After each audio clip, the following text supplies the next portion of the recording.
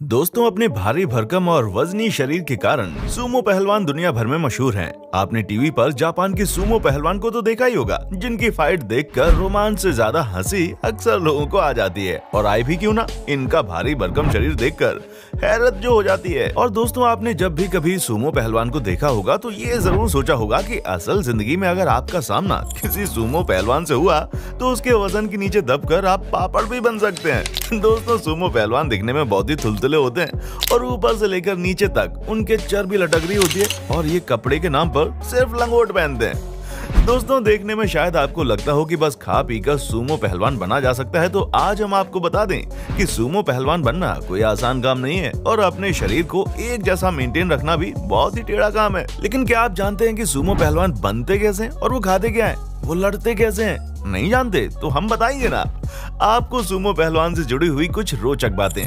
तो चलिए शुरू करते हैं बिना कोई टाइम गवाए। हाँ, पर अगर आप इस चैनल पर नए हैं या फिर आपने अभी तक हमारे इस चैनल को सब्सक्राइब नहीं किया है तो फिर प्लीज चैनल को सब्सक्राइब करना ना भूलें और हमारे इंटरेस्टिंग वीडियोस को सबसे पहले देखने के लिए बेल आइकन को दबाना ना भूलें। Number 1, history of Sumo. दोस्तों, सूमो फाइटर्स को लड़ते देखकर हम सब उनसे जुड़े इतिहास को जानने की कोशिश करते हैं और बहुत से सवाल हमारे जहन में आते हैं कि ये सूमो होते क्या हैं, इनका इतिहास क्या है। तो चलिए आपको बता ही देते हैं इनका इतिहास। दोस्तों, जापान की सबसे पुरानी युद्ध कलाओं में से एक है सूमो रेसलिंग। इसके बारे में विस्तार से जापान के शिंतो धर्म में बताया गया है। सूमो को ही जापानी भाषा में ऋषिकी कहा जाता है। जानकारी के अनुसार जापान में नागोया बौद्ध मठ में सूमो रेसलर को तैयार किया जाता है। आपको सुनकर थोड़ी हैरानी हो रही होगी कि एक सूमो पहलवान को तैयार करने में 15 साल का समय लग जाता है। जापान में वसंत आते ही यासुकुनी मठ में चेरी तोड़ी जाती है और फिर सूमो फाइट की पारंपरिक शुरुआत होती है। ये रिवाज तकरीबन 1500 साल पुराना है। Number 2, Sumo wrestlers and girls. दोस्तों, सूमो रेसलिंग को जापान में एक धार्मिक नजरिए से देखा जाता है, इसलिए सूमो रेसलिंग से महिलाओं को दूर रखा जाता है। उन्हें मठ में कड़े नियमों का पालन भी करना पड़ता है। दोस्तों, मैं आपको बता दूं कि सूमो कुश्ती में महिलाओं का प्रवेश निषिद्ध है। अगर कोई महिला रेसलिंग रिंग के पास से भी गुजर जाए तो दोहयो मतलब अखाड़े का शुद्धिकरण किया जाता है। लेकिन ऐसा नहीं है कि सूमो रेसलर्स को महिलाएं पसंद नहीं करती, बल्कि इसके उलट जापान में महिलाएं सूमो पहलवान को काफी पसंद करती हैं। जापान में बहुत से विज्ञापनों में महिलाओं को आकर्षित करने के लिए सूमो पहलवानों का उपयोग किया जाता है। Number 3, rituals in the ring. दोस्तों, सूमो कुश्ती या सूमो रेसलिंग के अपने कुछ नियम कानून होते हैं जिनका पालन हर सूमो पहलवान को करना पड़ता है। जब भी रिंग में सूमो पहलवान कुश्ती के लिए उतरता है तो उसे रिंग में मौजूद दोनों पहलवानों को अपनी पारंपरिक पोशाक में सबसे पहले प्रार्थना करनी पड़ती है और फिर शुरू होता है होनजुमो यानी सूमो टूर्नामेंट। दोस्तों, सूमो पहलवान एक पुरानी सभ्यता से जुड़ी होने के कारण सूमो पहलवानी में रीति रिवाज काफी ज्यादा मायने रखते हैं। इसलिए फाइट से ठीक पहले सूमो पहलवान हवा में नमक उछालते हैं और ऐसा माना जाता है कि नमक के उछालने से वहां का वातावरण शुद्ध और बुरी आत्माएं भाग जाती हैं। मैच को जीतने के लिए इसमें वजन, फुर्ती और ताकत का जबरदस्त तालमेल जरूरी है। आपको बता दें कि जापान के यासुकुनी मठ में होने वाले इस आयोजन को चीन और कोरिया के लोग पसंद नहीं करते। Number 4, special diet. दोस्तों, किसी भी पहलवान, चाहे वो सूमो हो या फिर कोई और, सभी पहलवानों के लिए सबसे ज्यादा इम्पोर्टेंट अगर कुछ होता है तो वो है उनका खान पान।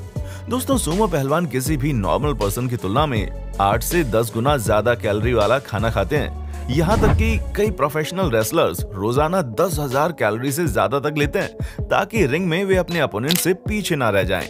सूमो पहलवानी में कोई वेट कैटेगरी नहीं होती और ना ही वेट के हिसाब से कोई अलग रिंग होती है, इसलिए हर सूमो पहलवान चाहता है कि वो जितना बड़ा हो सके उतना ही अच्छा है।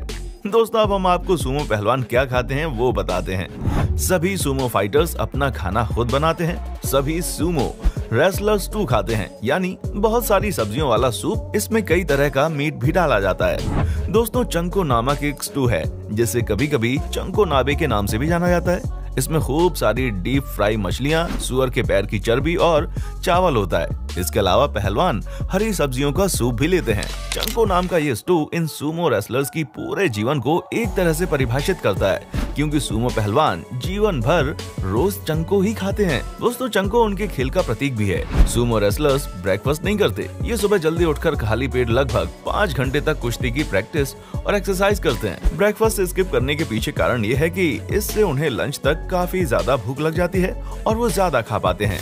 Number 5, prize for championship. दोस्तों सूमो पहलवान अपनी सारी जिंदगी सूमो रेसलिंग को समर्पित कर देते हैं।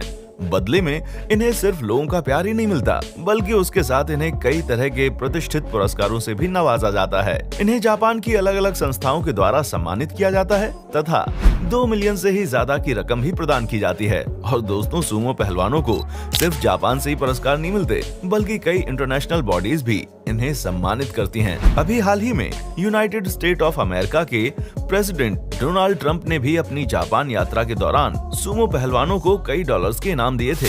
Number 6, special clothes. दोस्तों सूमो रेसलर्स अपने खास तरह के पहनावे के लिए मशहूर हैं और आपको बता दें कि सूमो पहलवानों के पहनावे के लिए भी खास किस्म का नियम है।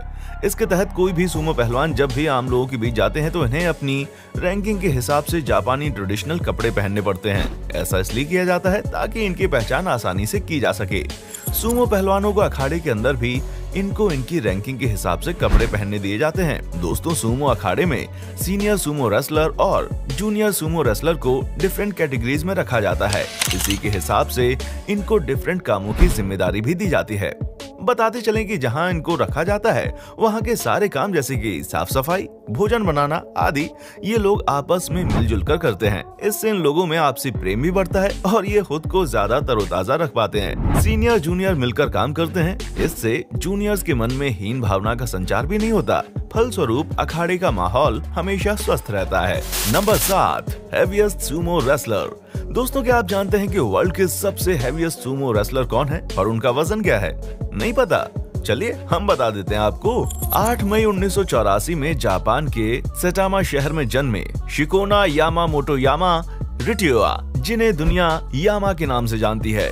सूमो पहलवान यामा का वजन 265 किलोग्राम था और ये सिर्फ सबसे भारी सूमो पहलवान ही नहीं, बल्कि ये जापान के अब तक के सबसे भारी इंसान भी हैं। दोस्तों यामा ने 2011 में सूमो रेसलिंग से रिटायरमेंट ले लिया था। हालांकि उन्हें अपने भारी वजन के कारण काफी कठिनाइयों का सामना भी करना पड़ा, जिसकी वजह से उन्होंने अपना वजन कम करने के लिए ऑपरेशन भी किया और साथ साथ एक्सरसाइजेस भी जारी रखी। Number 8, Sumo ranking system. दोस्तों सूमो रेसलर्स एक प्रोफेशनल रैंकिंग को फॉलो करते हैं, जिसे 6 स्टेजेस में डिवाइड किया जाता है। ये रैंकिंग हर सूमो पहलवान को उसकी योग्यता के आधार पर दी जाती है। मैं आपको बता दूं कि सूमो रेसलर्स की रैंकिंग में हमेशा चेंजेस होते रहते हैं। ये चेंजेस उनके मेरिट या रिंग में दी हुई हार जीत से डिफाइन की जाती हैं। हर रैंक अपनी 2 सब रैंक्स में भी डिवाइड होती है, जिन्हें ईस्ट और वेस्ट कहा जाता है। ईस्ट सब रैंक्स वाले वेस्ट वालों से ज्यादा सुपीरियर माने जाते हैं। दोस्तों सूमो की 6 रैंकिंग स्टेजेस ये रही। मकुची ये सबसे टॉप रैंक है, इसमें 42 रेसलर्स रहते हैं। जुरियो सेकंड हाईएस्ट रैंक, इसमें 28 रेसलर्स होते हैं।